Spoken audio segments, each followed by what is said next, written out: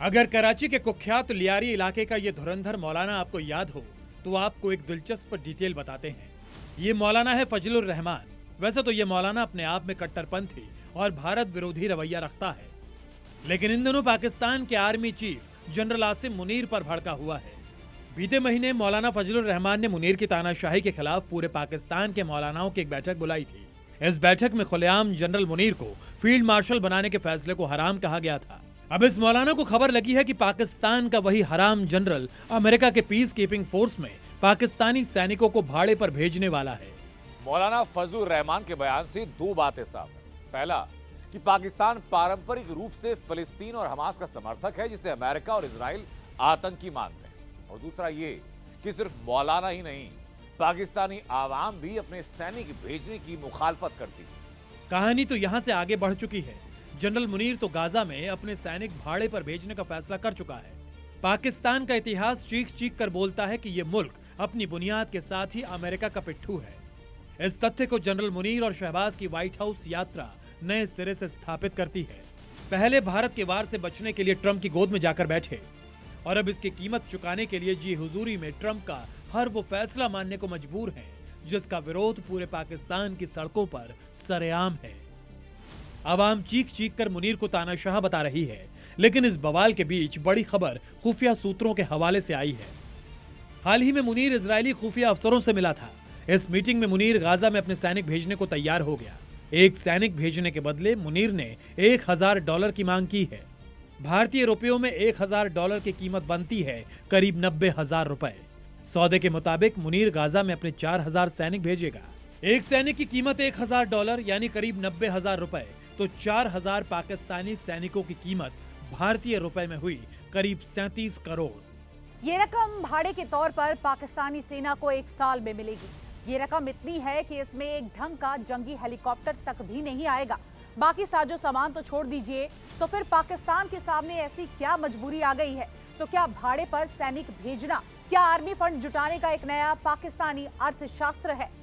अभी पूरी पाकिस्तानी सेना और आवाम को खबर भी नहीं लगी होगी कि जिस सेना की निगहबानी के लिए आर्मी चीफ मुनीर को प्रमोट कर फील्ड मार्शल का ओहदा दिया गया, उसे चीफ ऑफ डिफेंस स्टाफ बनाया गया, वो मुनीर अपने ही सैनिकों का सौदा कर चुका है। वैसे तो मुनीर भारत के सामने और दुनिया के मंचों पर यह शेखी बघारता ही है कि पाकिस्तान की सेना दुनिया की 6ठी सबसे बड़ी सेना है। सेना में 6 लाख स्थायी जवानों की ताकत है। लेकिन जब बात बिकने या भाड़े पर सैनिकों को भेजने की आ जाए तो पूरे घमंड की धज्जियां उड़ जाती हैं। पहले ये समझते हैं कि आखिर मुनीर ने जिन सैनिकों को ट्रंप के पीस बोर्ड में भाड़े पर बेचा है वो काम कहां और कैसे करेंगे। ये पीस बोर्ड अमेरिकी राष्ट्रपति डोनाल्ड ट्रंप ने बनाई है, जिसके अध्यक्ष वो खुद होंगे।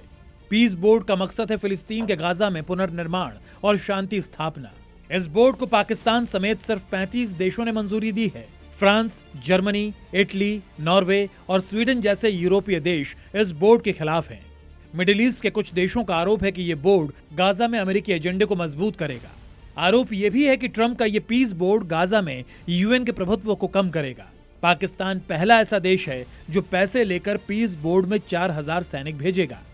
डोनाल्ड ट्रंप का गजा पीस बोर्ड अपने आप में एक विवादित संगठन है, जिसकी घोषणा उन्होंने पिछले साल की, लेकिन 7 से 8 महीने बीत जाने के बावजूद गजा में कुछ बदला नहीं, और ये बात खुद यूएन की रिपोर्ट बताती।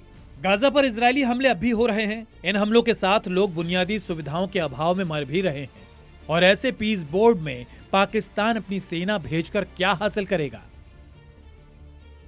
जो मुल्क अपने खाके में कंगाल हो चुका हो, उसका हासिल क्या हो सकता है? खासतौर पर पाकिस्तान का, जहां खाद्य सामग्रियों की कीमत इतनी बढ़ चुकी है कि आधी आवाम किसी तरह से गुजर बसर कर रही है। इस किल्लत से पाकिस्तान के तानाशाह जनरल को भला क्या लेना देना?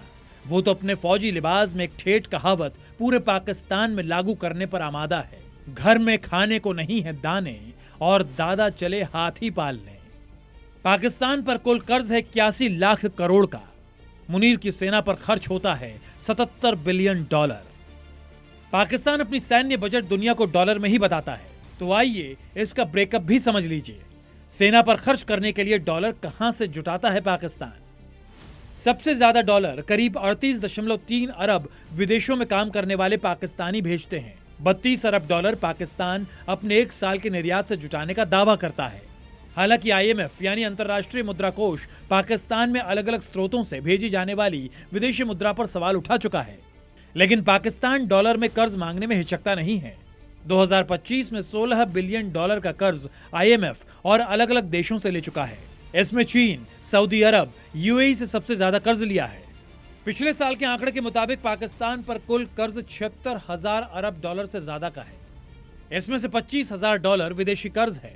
अब सोचिए, कर्ज के इस आलम में शहबाज और मुनीर ने 1 अरब डॉलर की रकम चुकाकर ट्रंप के गाजा पीस बोर्ड में शामिल होने का फैसला किया है। जी हां, ट्रंप के पीस बोर्ड में वही देश शामिल हो सकता है जो 1 अरब डॉलर की रकम बॉन्ड के तौर पर जमा करेगा। तो क्या इसी रकम की भरपाई के लिए पाकिस्तान अपने सैनिक भाड़े पर दे रहा है? तो अब ये खबर आम पाकिस्तानियों को भी लगने में देर नहीं। मुल्ला मौलानाओं को भनक पहले ही थी। मुनीर गाजा को लेकर पाकिस्तानी आवाम की भावनाओं को नहीं समझेगा, ट्रंप के दबाव में कभी भी झुक जाएगा। जरा सुनिए पाकिस्तान के इस मौलाना को जो पाकिस्तानी सेना को मजहबी तालीम देने का दावा करता है। पाकिस्तानी सेना का यह धर्म गुरु अभी भी इस मुगालते में है कि मुनीर गाजा में अपनी सेना नहीं भेजेगा, फिलिस्तीनियों पर इजराइल के जुल्म में हिस्सा नहीं लेगा। लेकिन डॉलर के लोभ और ट्रंप की जी हुजूरी में मुल्ला मुनीर ने यह फैसला कर ही लिया है। मुनीर के इस फैसले पर पाकिस्तान के सियासी गलियारों में चर्चा शुरू हो चुकी है। संसद से सड़क तक उठ रही आवाजों में मुनीर की मनमानी पर चर्चा आम है। लेकिन शहबाज शरीफ की सरकार इस फैसले को पाकिस्तान का मान बढ़ाने वाला बता रही है। शहबाज शरीफ के वक्ता प्रवक्ता ये कह रहे हैं कि ट्रंप ने पीस बोर्ड में सिर्फ बड़े बड़े देशों को जगह दी है, पाकिस्तान उनमें से एक है। यह हमारे लिए गर्व की बात है। लेकिन भाड़े पर सैनिक भेजने वाली बात, अब सोचिए पाकिस्तान में मुल्ला मौलानाओं का कहर कैसा होगा जब पता चलेगा मुनीर ने तो गाजा में अपनी सेना वाकई भेज दी है।